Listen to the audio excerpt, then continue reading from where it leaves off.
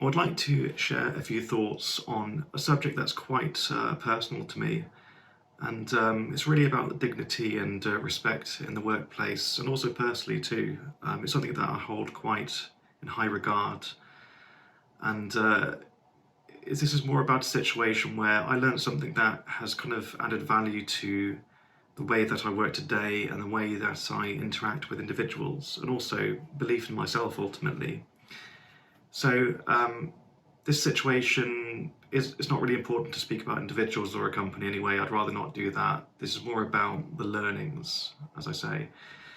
So a few years ago, I worked for this company as a graphic designer.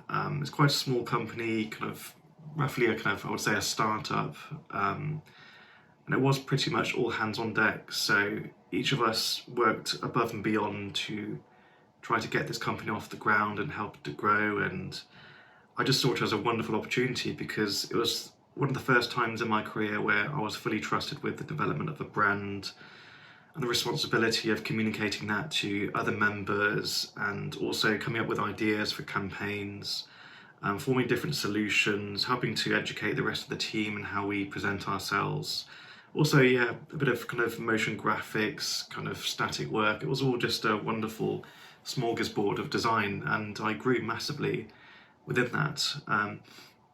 And yeah, that was simply because I put all of myself into that company because I felt that they believed in me. So I wanted to give back a bit of appreciation and effort within that role. So I was there for about 2 years, actually just under 2 years, I would say, where suddenly the atmosphere changed in the company. Something just seemed a bit off. It was during the time of the pandemic. We were kind of working at home, still covering things particularly well.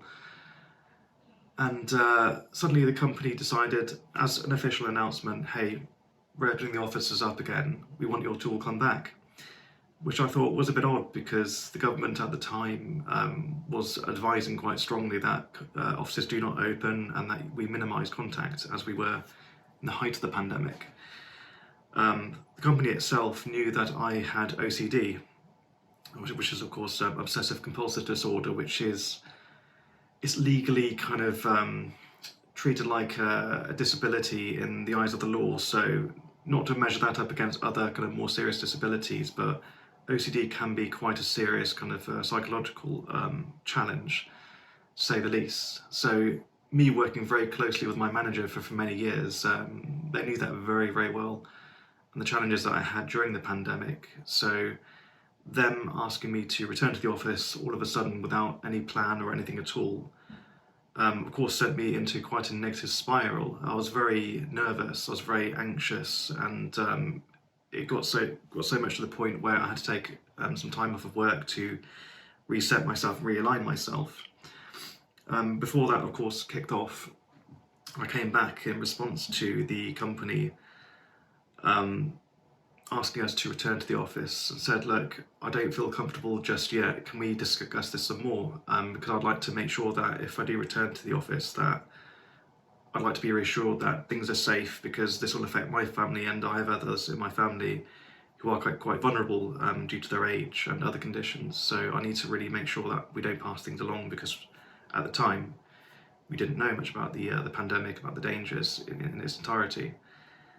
So with that being said, my response from the company was nothing. So a few days went by where I was chasing up, I was making calls, sending emails, trying to catch them in person, but bizarrely the management just seemed to be non-existent. So the day came where we were to return back to the office.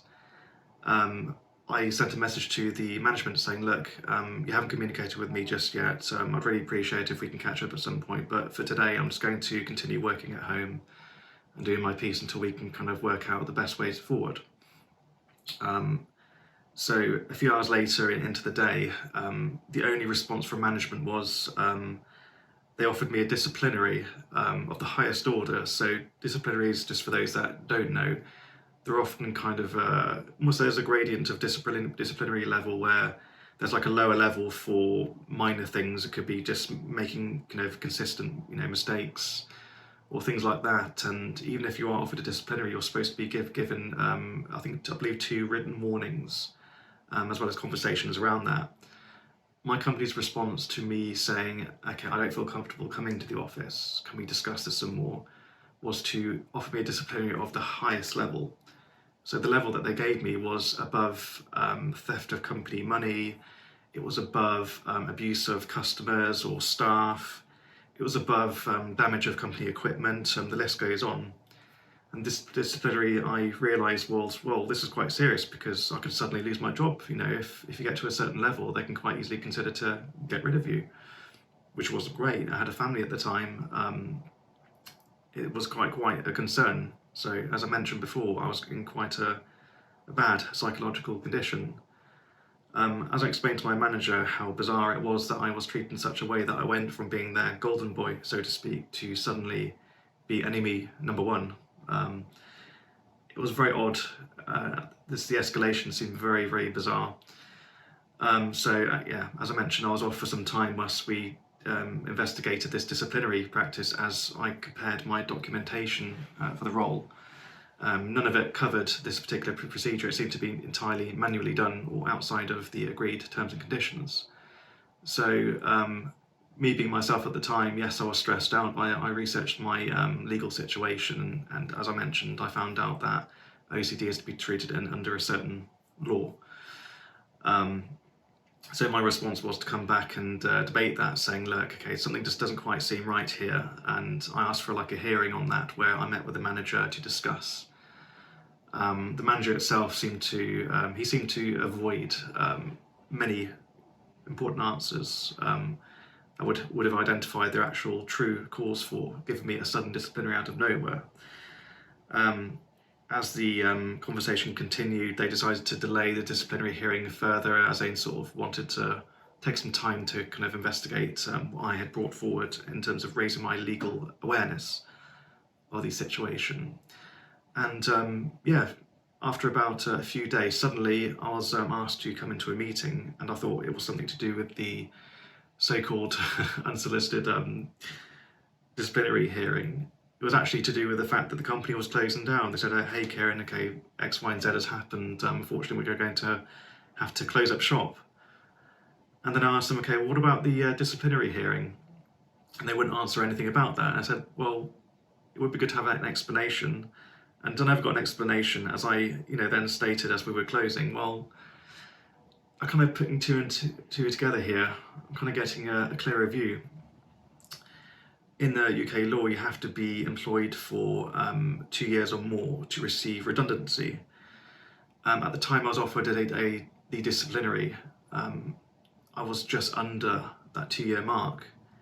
And at that point, it was just a few days away from when they would have made the announcement of the company closing. They would have been fully aware of the company being in a situation where they would have to close down. It was kind of obvious at that point that, with my observation, they were trying to use their knowledge of my OCD against me, knowing that I would react in a certain way, to give me this disciplinary, to set up the situation where they can actually maybe get rid of me just before that 2-year mark, so they don't have to pay the redundancy. So I went through a tremendously stressful situation of severely bad mental health just to save them a bit of money.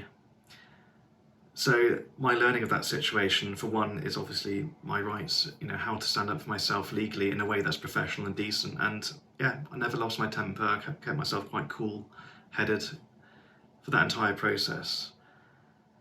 And upon realising that, I did have a situation where, I could have acted upon that, an illegal standard, where I could take them to court over that with the evidence I had gathered at the time. When you're kind of hurt personally, you naturally just want to hurt back, and often in life that doesn't really achieve anything. Who does it hurt? You hurt yourself by hurting others, especially if you're doing it intentionally in response to something that would have happened. So after some quite deep thought, some deep thinking at the time, I decided not to act. I decided just to, I'm going to take the situation and reconfigure this into something positive. just as I did at the start of my career, where I wasn't being accepted for roles, I was getting frustrated because of the various different situations that were out of my control. Back then, I kind of reconfigured that anger into, okay, I'm actually enjoying the fact that people don't like me being here, or someone like me being in a design role. And that bizarrely gave me confidence. That bizarrely kind of started a new process and that way of thinking. So with that kind of same mindset, I approached in this situation where, okay, I'm going to reconfigure this. I'm not going to get angry. I can respond to them legally. Their families will suffer. Just bad things will come out of that. No one's going to win. At the end of the day, I just want to get on with my life now. Amazingly, just a few weeks later, I managed to land a role in this amazing company with many amazing opportunities. Life seems so much brighter. And because I reconfigured that energy into something new, it showed my best self to my new potential employers. And the new kind of positivity just inspired me to think that, well, I can literally change any negative into a positive. And of course, I say any, not every situation can be completely kind of changed, but in my instance then, I felt empowered. I felt, well, I acted decently. I did everything the right way with no bad intent, and I opened up my own opportunity by being that better person, inspiring myself, energizing myself, and reconfiguring that mindset. So yeah, just a thought for the day. Not a fun subject to talk about, but sometimes, in our roles, we tend to encounter these situations. Keep your head held high, do your research in terms of your legal standing, and just respond in the best way that you can, because ultimately, a lot of life is about intention.